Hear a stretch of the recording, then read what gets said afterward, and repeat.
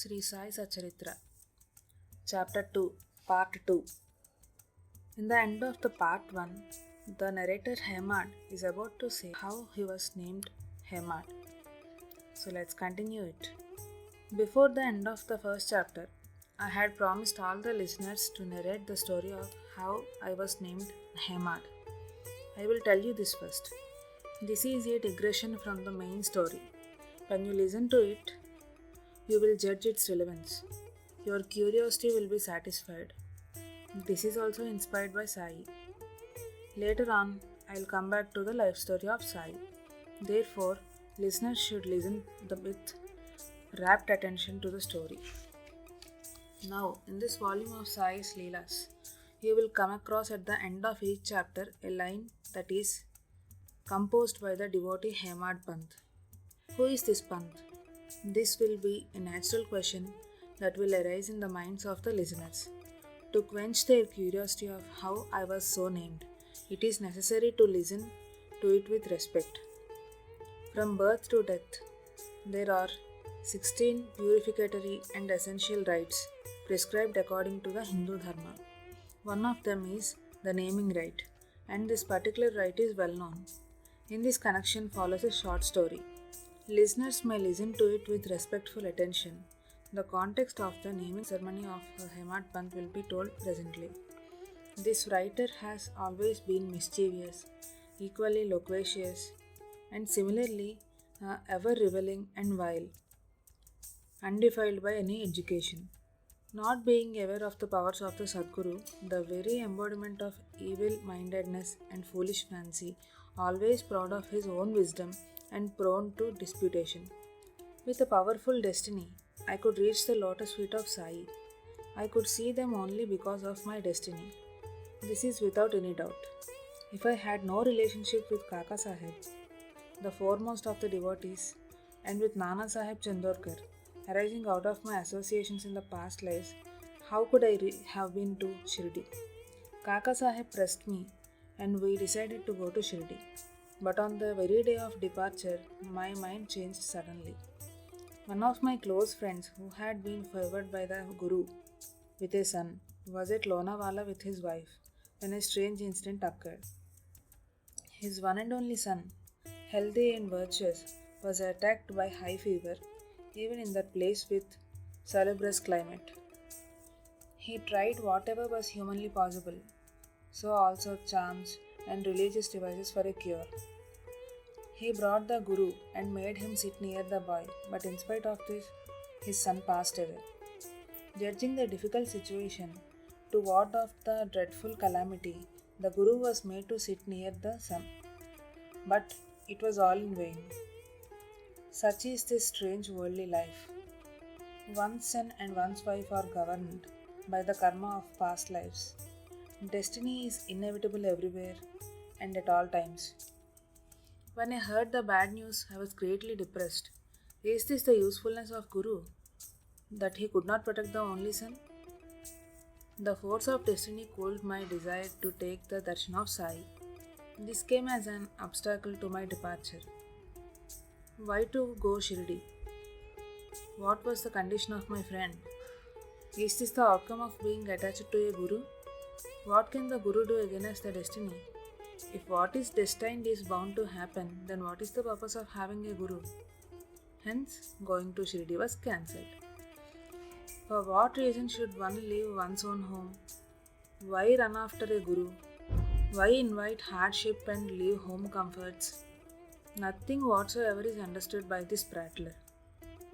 Whatever presents itself spontaneously, let me endure, whether it be pleasurable or distressful. What is the point in going to the Guru when what is to happen will happen? But destiny prevails in spite of a contrary wish. Everything else is powerless before it, and I was dragged to Shirdi. Nana Sahib, who was a district official, started on a tour of Basin. He came from Thane to Dadar and waited at the station for a while. There was 1 hour time for the train from Basin to arrive. He felt that much of this time could be utilized for some other work. The moment he thought of this, a train arrived going only up to Bandra. and he boarded it. When the train arrived at the destination, I got a message and I went to see him immediately. As soon as we met, talk about Shirdi started. Then Nana asked me, when will you go to Sai Darshan? Why this lethargy is going to Shirdi? Why are you procrastinating? Why is your mind not calm? When I saw Nana's earnestness, I felt ashamed. I told him frankly of the waywardness of my mind. Thereafter, Nana's earnest, lovable, and pure advice aroused in me the desire to go to Shirdi. Nana left only after taking a promise from me to start immediately. Then I returned and decided to leave on my journey at an auspicious time. I packed my luggage and made all household arrangements. That very day in the evening, I started for Shirdi. I thought the evening mail train should drop at Dadar. I therefore paid the fare and purchased a ticket for Dadar only.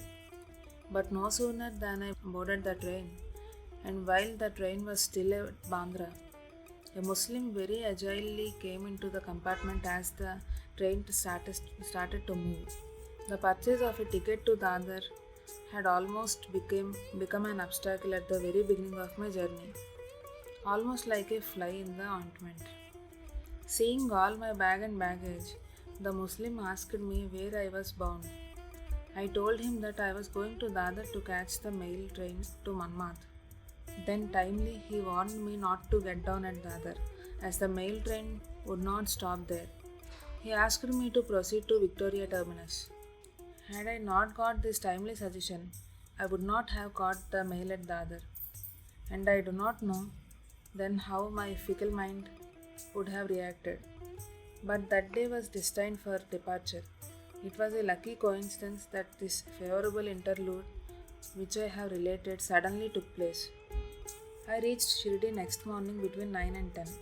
There at Shirdi, Bhau Sahib Dikshit was waiting for me. This happened in the year 1910.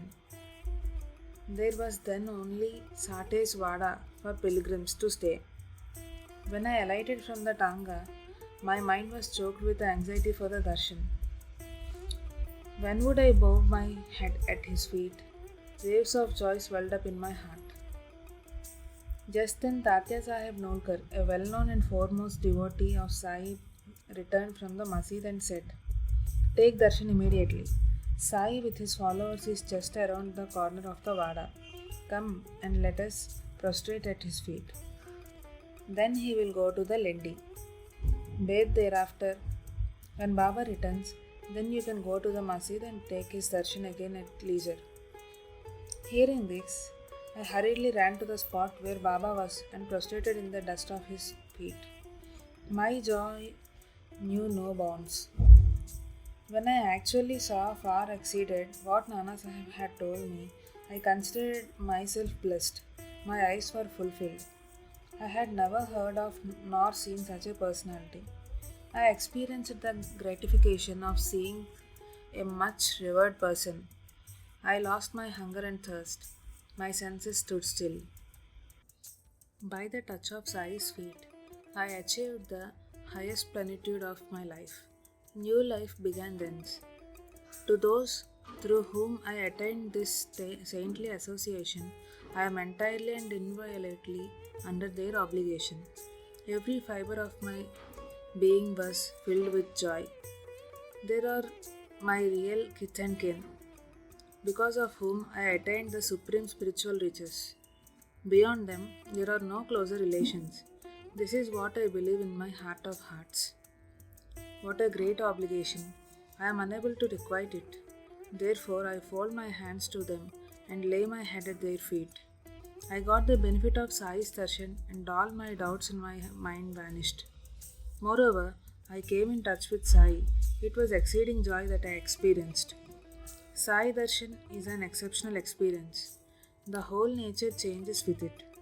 The memories of past deeds disappear, and slowly a dislike develops for worldly pleasures. The sins accumulated from many past lives were destroyed by the benevolent glance. Hope awakened of unending joy, being received at Sai's feet. By my good fortune, I received and reached Sai's feet, which are as holy as the lake Manas, which will transform a crow like me into a swan. Sai is a great Mahant, foremost amongst saints, ascetic of highest order and a great yogi. He is the destroyer of sins, difficulties, and miseries. By the darshan of such a person as Sai, I am greatly blessed by coming into contact with the treasure house of virtue. My meeting with Sai Maharaj is the outcome of the good deeds of my all previous births. If the eyes are filled with the form of Sai, then the whole world takes the form of Sai.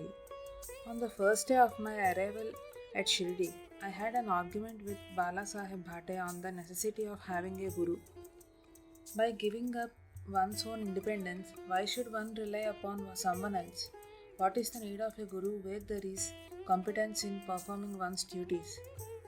For one should do one's own duties. What can a guru do for him who does not act?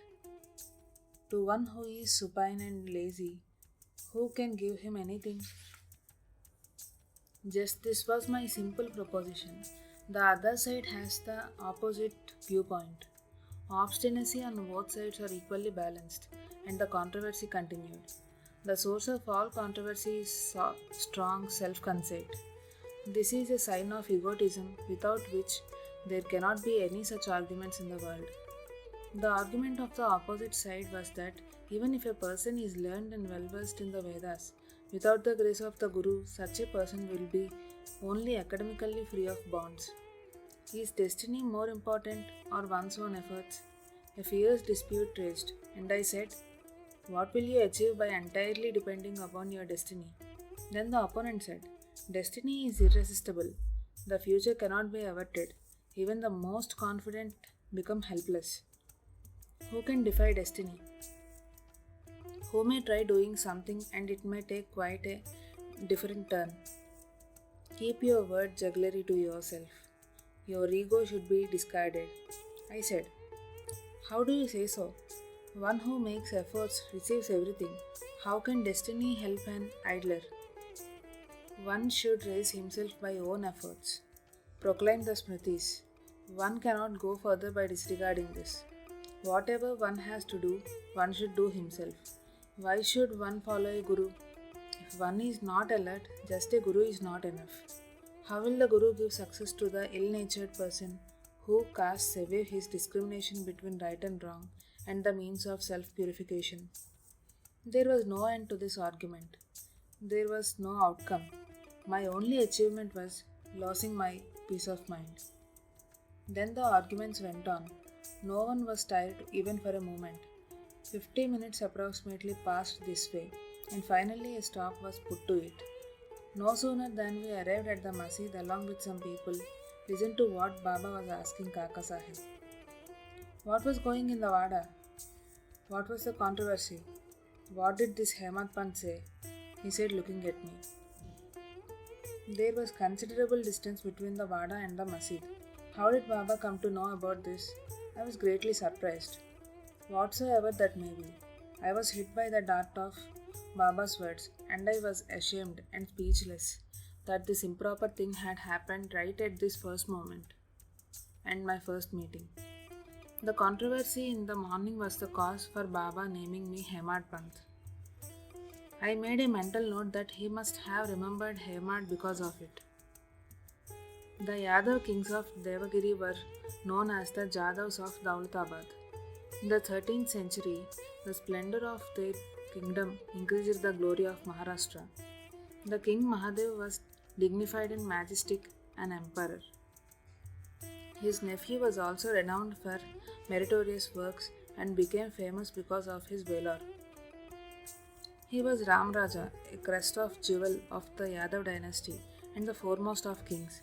Hemadri was the minister for both of them, endowed with many good qualities and was a man of many accomplishments.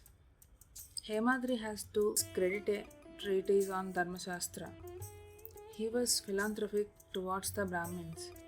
He was the first composer of a consistent religious code of conduct. Hemadri also composed Chaturvarga Chintamani, a famous book which was a mine of information on self imposed religious observances, charity, holy pilgrimages, and salvation. The Sanskrit name Hemadri Pant became in the Prakrit Hemad Pant. He was very famous in those days as a diplomat and an expert in administration. His lineage was from the sage named Vatsa and mine from Bharadvaj. His lineage had 5 exalted persons while mine has 3.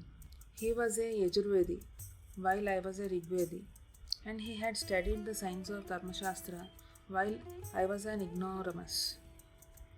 He was a Madhyandin, I am Shakal. He was learned, I am a prattle.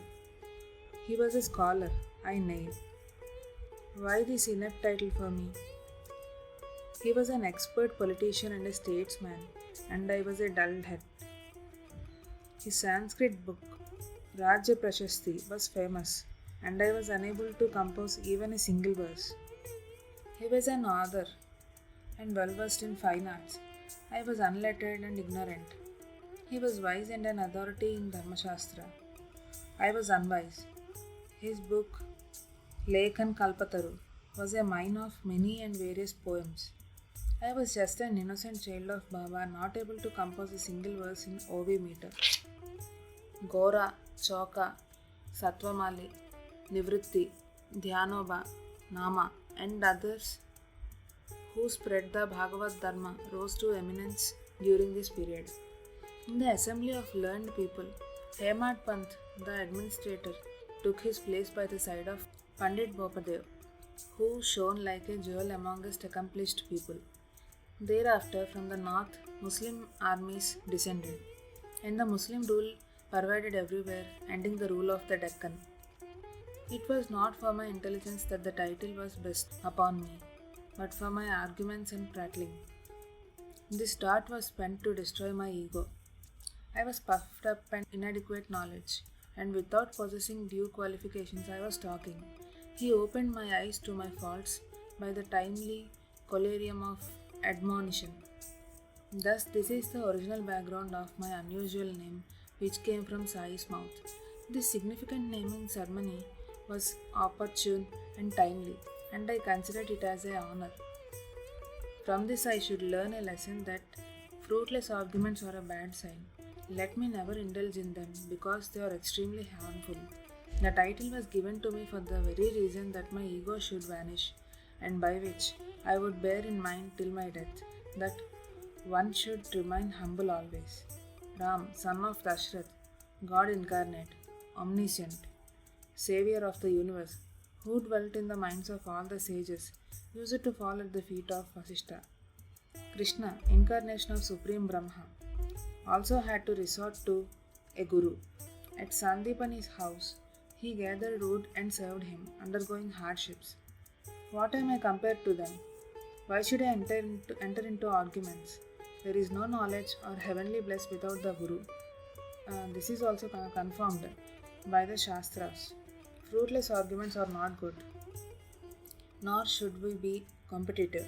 Without faith and patience, salvation is unattainable, even in a slight measure. I had experience of this later on. In this way, I accepted grace, this title which was given to me with love and blessings. Now let us end this story. Arguments of one side overpowered by the other side give rise to heated debates. It teaches all that they balance out one another.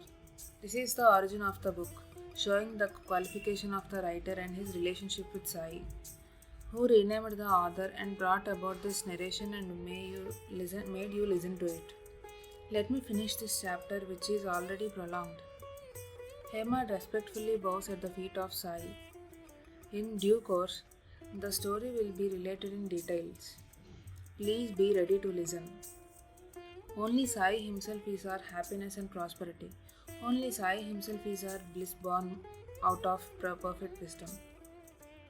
Only Sai himself is our highest renunciation. Our last resort is Sai. By the grace of Sai, we will hear the story of his life to enable us to go through this fearful and difficult worldly existence and uproot all evils in the Kali Yuga. May there be well-being. This is the end of the second chapter named The Purpose of the Narration Relating to the Recounting of the Naming Ceremony of Sri Sai Samadh Satcharitra. Written by the devotee Hemad Pant, impelled by the saints and virtuous people. This is offered to Sri Sadguru Sainath. May there be auspiciousness.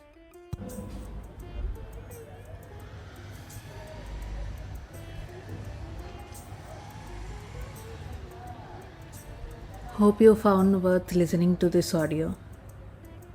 If you want to get more and more chapters of Sai Satcharitra, please like, share and subscribe to our channel. Thank you.